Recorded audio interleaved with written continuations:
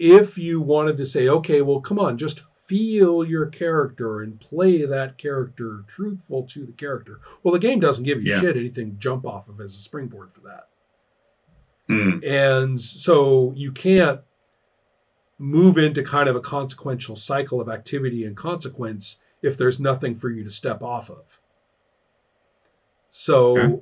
So the I mean, I'm looking at my first flashback and I'm Mm-hmm. saying, well, shit. I mean, am I supposed to make a flashback that shows what a dick I was? Am I supposed to do that? Mm-hmm. Am I Right. am I supposed to do a flashback that shows that it's all misunderstanding, it's all a cosmic mistake, and I'm actually like not supposed to be here? Come on, I'm in the jail cell, but come on, officer, look at me. You can tell I'm not Uh, supposed to be here like these other people, right?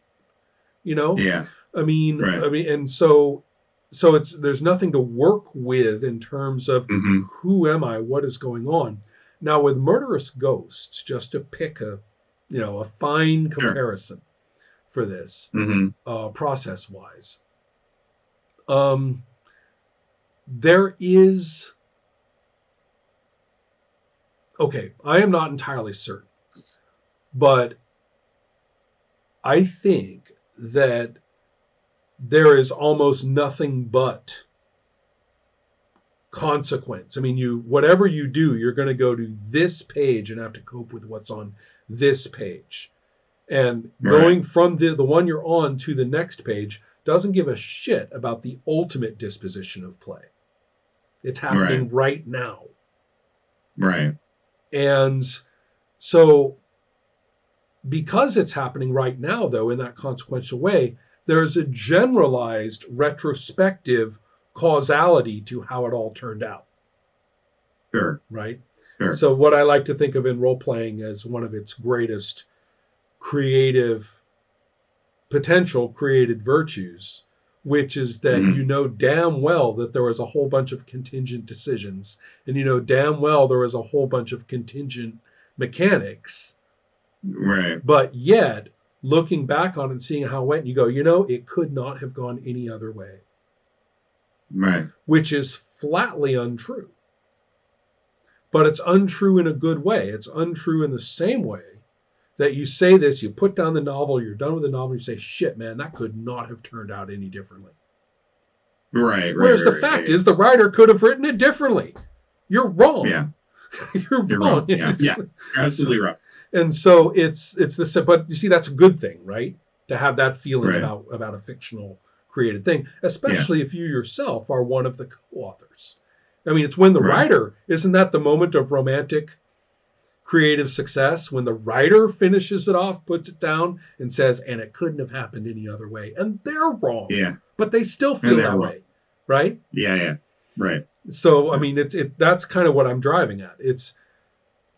That's a little bit what I'm driving at with two variables. And I mixed them all up Mm-hmm. in that discussion, which is confusing. Mm-hmm. Variable one, which I'm really kind of happy that I stumbled upon, is the business of, well, I'm supposed to get some sort of process started about who my character is.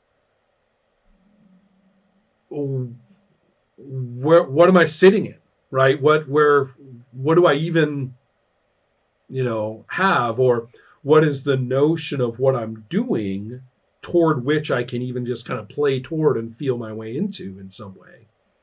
What's my launch point? Mm-hmm. And is it obligatory for me? Am I playing in order to not get abused anymore? Right. Now, okay, we're into squicky territory.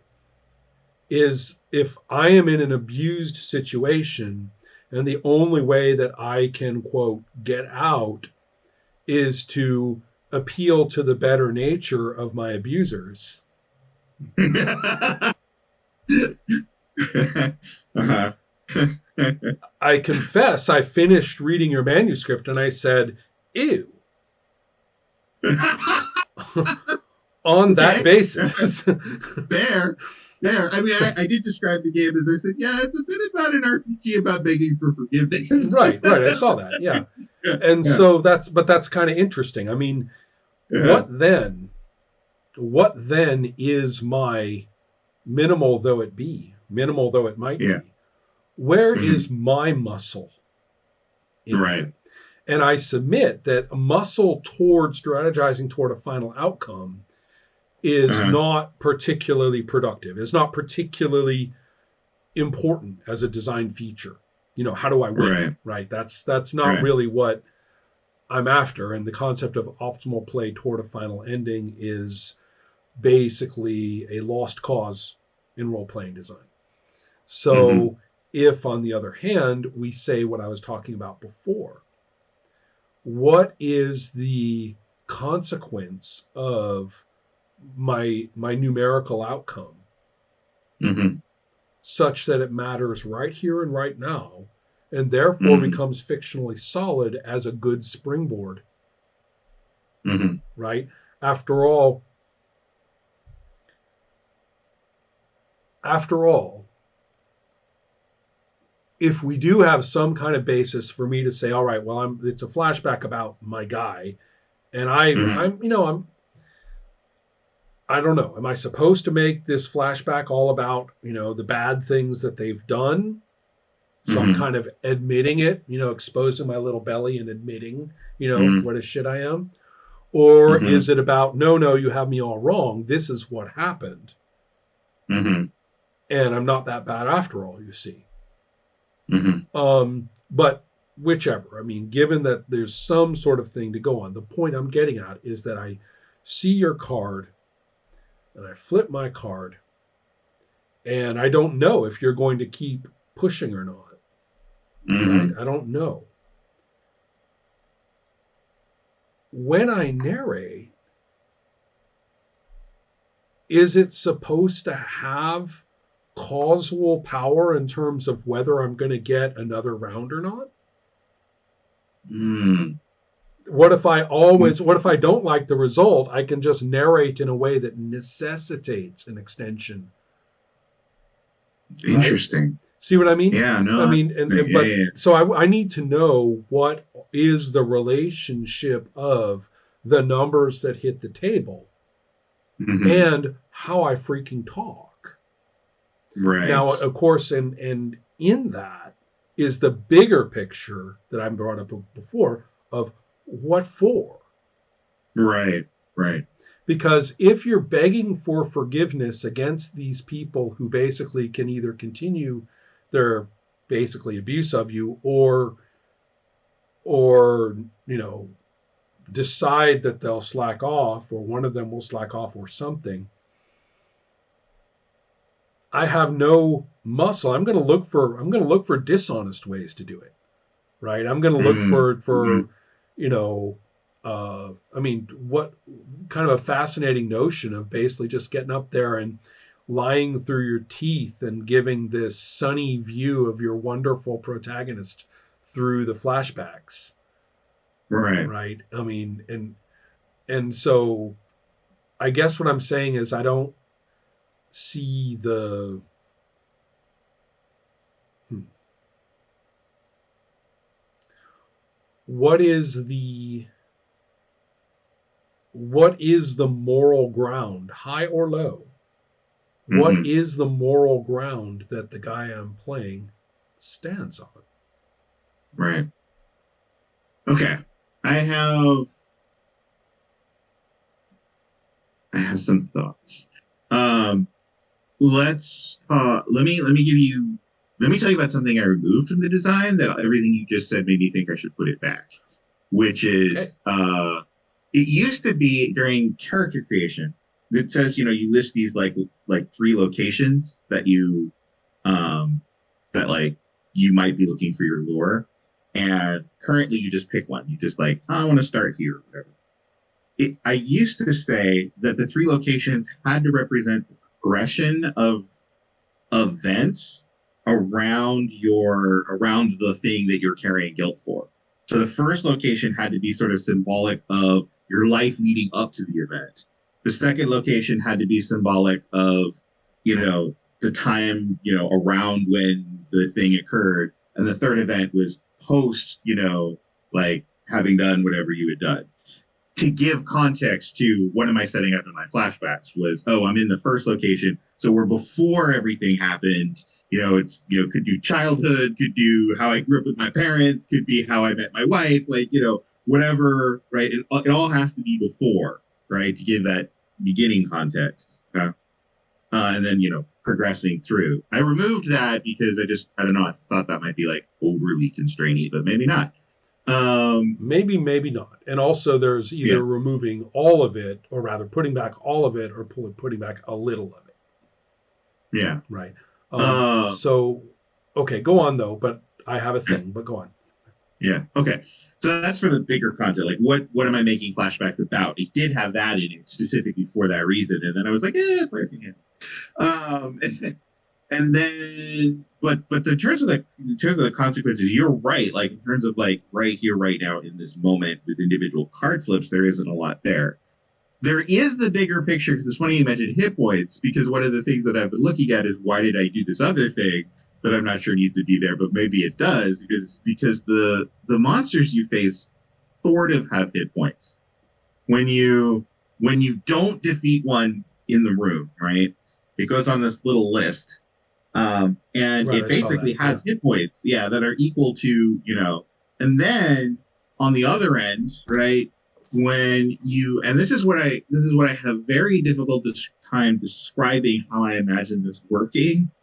In the flashbacks, when first of all the player chooses what on the scary list they want to bleed in, right? So they can target something, right? They can go Mm-hmm. that one. Also, the adversary who then sort of takes over running the flashback at that point is supposed to be, and this is why it's difficult to describe, is supposed to be like, it's okay to be weird, but it shouldn't be like, it should fit more naturally into the flashback than just going like kind of more back to like a room encounter, which you just might as well just be a monster. Like it's supposed to be like, you know, if in the flashbacks you'd be dealing with scary nurses because there was some terrible medical thing that happened, like the nurse might come into the flashback and she might be in like the bleeding monstrous form, but continues to behave, Mm-hmm. as the nurse would, or in maybe an exaggerated, maybe she's more sinister than she was in life. But I mean, otherwise the scene should still be like relatively along the lines that the flashback was going. Um, Again, to pull from the other, it's a lot like what happens when you use only one or two dice of the black dice in mutual decision, right? Rats are there, Right. but like Right. the scene like is still the scene, right? Right.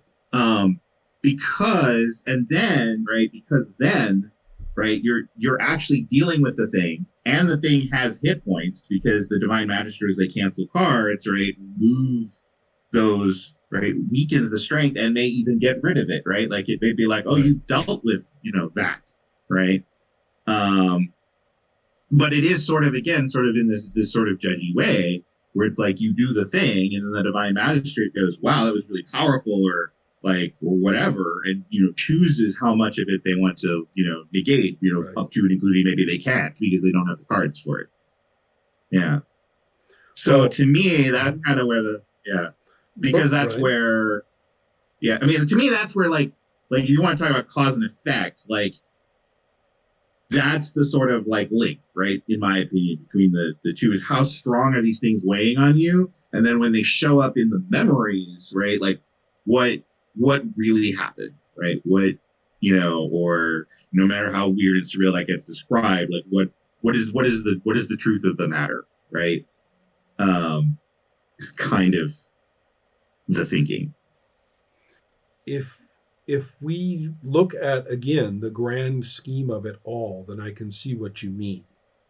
Mm-hmm. I can't see what it would mean in terms of me thinking about what I'm like at the beginning. Okay, either one, either from the transition from flashback back to the room, Mm-hmm. Mm-hmm. or at the end of the room when I go probably to a one-on-one interaction. Mm-hmm. I don't see what any of the card play tells me, gives me meat to work with Mm-hmm. for those next bits. Interesting. It's all qualitative. And I'm again, Yeah, yeah. this is why I talked about hit points, because they are simplistic. I'm not Right, right, just right, right, but they do right. have the virtue of me saying, maybe, okay, this is not a serious suggestion. Right. Um, it's completely intended just as the example of the kind of dynamics, particularly simply put, unfortunately. At the end of a flashback, if I've incurred damage, psychic Mm-hmm. damage, Mm-hmm. then there is some sort of imposed constraint, some sort of something, maybe something I have to make up, maybe something, oh, maybe I roll on a table, right? I don't know. But the Right. point is, I don't care where it comes from. The point is that there's something concrete that I get to work with or make up or put in that Right. is what it's like to have taken this psychic damage, and that I will Right. literally treat as this is the state my character is in when I now cope with whatever in the room, whatever is in the room. Mm-hmm. Mm-hmm. And then similarly, at the end of the room, Mm-hmm. and given what's happened with those cards, Mm-hmm.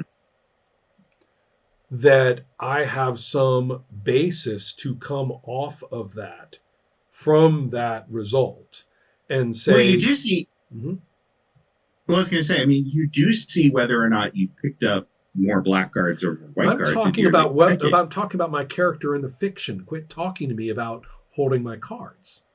Well, you're talking about hit points, right? So, I mean, you see whether or not you took black damage or took on white, Yeah, right? but You, I that's mean, not yeah, actually anything that I quote have to do.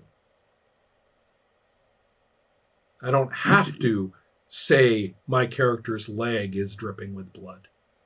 I don't have to say, oh, I've got a splitting migraine and now I can't remember anything that happened in that flashback, and then look up and Right. try to cope with what's coming. Um, Okay. and this is something that I was talking about a bit in my oh man, so many games I've been talking about lately, and it's been all about situation and freaking melee squares and hexagons Mm. in the last week or two. So I have to dial back my thinking a little bit to the conversation which is most relevant here. Ah, yes, it was the conversation about Blades in the Dark. Mm-hmm. And I was talking about how in the middle of the caper, it Mm-hmm. honestly does not matter a bit what our characters do. That's all window dressing for the same roles we would be making anyway. And Right. that the person I was talking to said, wait, but what if like I bashed the guard over the head and then the next guy talking would say, oh, we got to drag him behind the door. I mean, he can do that, right? And I Mm-hmm. said, yeah, but we're not talking about what he can do. We're Mm-hmm. talking about what he has to do or work with. Right. And Right. this goes against the whole indie game freedom. We say we narrate, we say we narrate, right? Right. It's going Right. against Right. all that because it's shit. Right. It is no fun.